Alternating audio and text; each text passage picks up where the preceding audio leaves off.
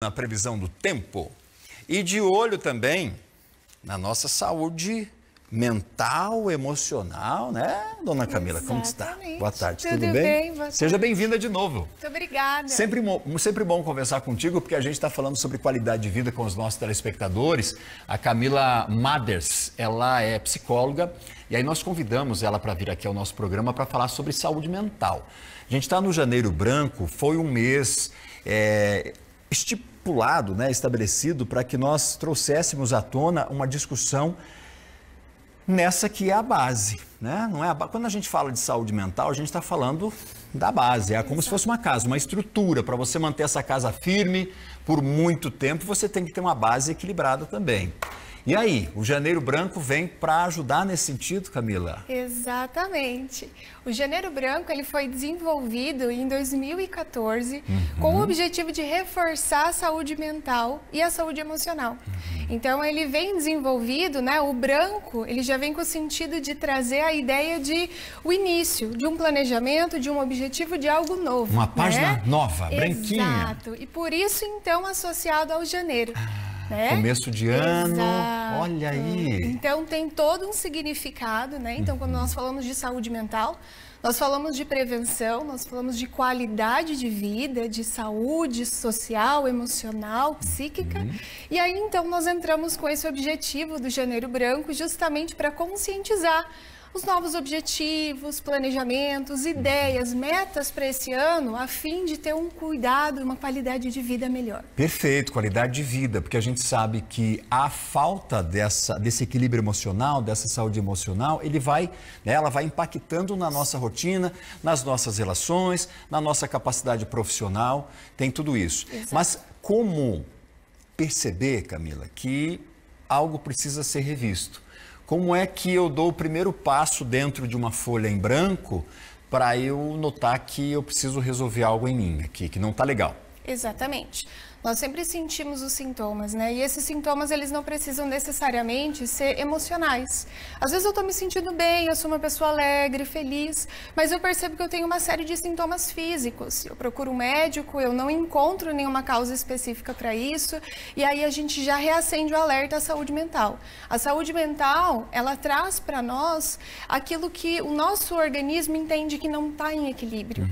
Então, quando a gente percebe que a nossa saúde mental, ela está sendo prejudicada por algum motivo, seja uma ansiedade, um estresse no meu dia a dia, uma rotina sem atividades físicas, por exemplo, eu começo a sentir uma série de sintomas físicos que automaticamente estão associados ao psíquico. Né? E hoje a gente tem, óbvio, muito mais informação do que se tinha até algum tempo. Isso. Então as pessoas estão discutindo um pouco mais, as pessoas estão falando um pouco mais sobre qualidade de vida a partir dessa estrutura mental, desse equilíbrio, né, emocional, mas a gente precisa ainda reforçar que tem muitas pessoas que ainda não deram o primeiro passo para saber o que está acontecendo com elas, por que tem determinado comportamento, por que tem determinado pensamento, que conflito é esse que eu vivo, por medo.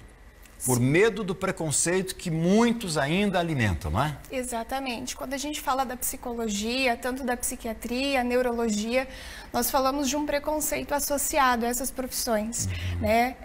Há uma dificuldade de entender que a saúde mental é como qualquer outra doença. Então, se eu tenho uma doença cardiovascular, eu vou procurar um médico, eu vou fazer um tratamento, eu tomo uma medicação, mas quando a gente fala de saúde mental, a gente foge disso, né? Então, eu vou no psicólogo, mas eu não vou no psiquiatra porque eu vou ter que tomar alguma medicação.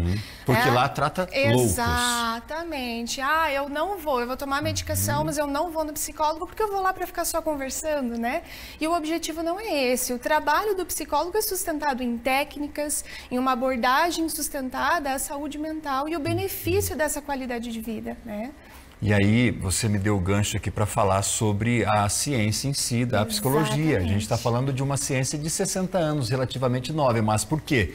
Porque especialistas do comportamento humano se debruçaram no comportamento para entender, pera lá, mas esse é um comportamento repetitivo. E a gente precisa entender que a gente dá o que recebe. Isso. Né? E a gente vai oferecer aquilo que recebeu também. É um efeito dominó. E a gente chega numa certa idade, onde você vem acumulando, acumulando, acumulando, você tem influência do meio, você tem influência até orgânica, né, que acaba impactando, e aí você acaba muitas vezes nem sabendo o que você está vivendo, né, e como você está vivendo, mas talvez se você parar para analisar ali, ou seja, chegar nessa página em branco e dizer, olha, como é que está a minha vivência aqui com determinadas situações, você chega à conclusão de que realmente você precisa de ajuda. Isso mesmo. E nós estamos preparados, eu digo, nossa sociedade está preparada para buscar esse recurso e acolher? Hoje, depois da pandemia, muitas coisas mudaram. Então, dentro do cenário da saúde mental, nós percebemos que houve um aumento da quantidade de procura. Então, nós percebemos que hoje as pessoas estão mais envolvidas em tentar olhar para essa qualidade de vida. Eu digo tentar porque não é uma tarefa fácil, né? Então, nós até entendemos que a gente precisa, mas a gente tem uma rotina muito conturbada, um estresse, algo que me faz muitas vezes me desconectar dessa procura, dessa busca por essa qualidade de vida, né? Então, hoje nós percebemos que houve esse aumento, mas ainda assim a nossa sociedade continua com o mesmo preconceito, continua com a mesma dificuldade de compreender, né? E por isso que essas campanhas, como o Janeiro Branco, ele vem para reforçar essa necessidade. Assim como a gente fala lá do Novembro Azul, a gente fala muito sobre o Outubro Rosa, né, que ganha uma proporção ali muito grande, e às vezes a gente esquece que esses efeitos também de problemas de saúde do homem, de problemas de saúde da mulher, estão muito antes, estão vindo muito antes, que é através dessa condição emocional, psicológica. Eu sei que, é claro, dentro de um universo do indivíduo, né, cada cidadão vai apresentar a sua maneira, os seus comportamentos relacionados a esse desequilíbrio emocional, mas a gente não tem uma média, assim, dos maiores conflitos, os conflitos mais comuns, que pode trazer para nós aqui um sinalzinho de alerta, Camila, para que a gente possa falar com o nosso telespectador, olha, se você sente determinadas, né, tem determinados sentimentos, se percebe de certa forma, é bom que você olhe para si com um pouquinho mais de carinho. A gente tem condições de trazer assim, uma média, olha, são comportamentos mais comuns. Sim. Que sinalizam que a saúde emocional não vai bem? Sim, nós percebemos hoje que essa régua, ela não é só mais uma régua adulta. Então, antes a gente percebia sintomas em adultos, justamente pela própria condição de vida, né? Como eu acabei de mencionar, o estresse do dia a dia, as preocupações, principalmente financeiras, né? Hoje a gente percebe que também a saúde mental, ela é uma esfera que vem muito envolvida a infância e a adolescência, né? Então, hoje a gente pode caracterizar que 50% dos transtornos mentais, eles iniciam na infância e na adolescência.